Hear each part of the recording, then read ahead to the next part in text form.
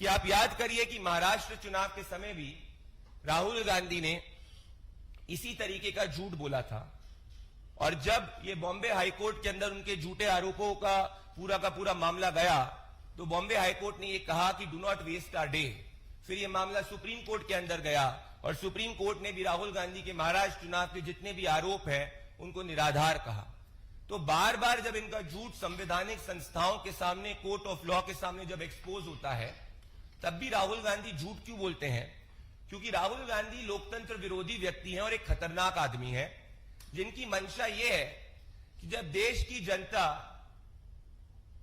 तीसरी बार प्रधानमंत्री नरेंद्र मोदी जी को चुनती है और जब देश की जनता लोकतांत्रिक रूप से पूरे के पूरे डेमोक्रेटिक प्रोसेस में पार्टिसिपेट करती है, तो जो 90 चुनाव हार चुके हैं ये परिवारवादी अब इस देश में जनता के मन में अविश्वास की भावना लगातार झूठ के सहारे डालना चाहते हैं।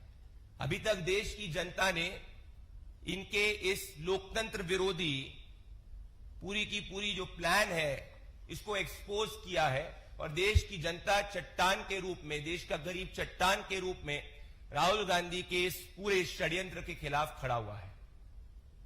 और राहुल गांधी ये जानते हैं, परंतु जो जनता का विश्वास काम के आधार पर नहीं जीत सकता, वो सिर्फ लोकतंत्र में झूठ का सहारा लेता है और राहुल गांधी ठीक वही कर रहे हैं। इसीलिए आज हम देश के जितने भी बुद्धिजीवी, मीडिया के जन और आम जनमानस को कहना चाहते हैं, राहुल गांधी के इस लोकतंत्र विरोधी षड्यंत्र और ये लोकतंत्र विरोधी बयानबाजी जो झूठ के पुलिंदे के ऊपर टिकती है, इससे सबको सचेत होना चाहिए।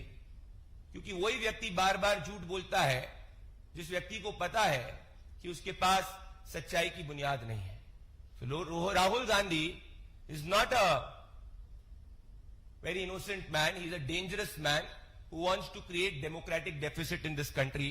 And when his entire fake fraud racket has been called out, Rahul Gandhi को पवन खेड़ा के मल्टीपल एपिक आईडी पे जवाब देना चाहिए। और हम ये मानते हैं कि पवन खेड़ा ऐसा धांधली बिना राहुल गांधी के इंफॉर्मेशन के, उनके सुपरविजन के, उनके नॉलेज के नहीं कर सकते थे। तो असली वोट चोर राहुल गांधी है।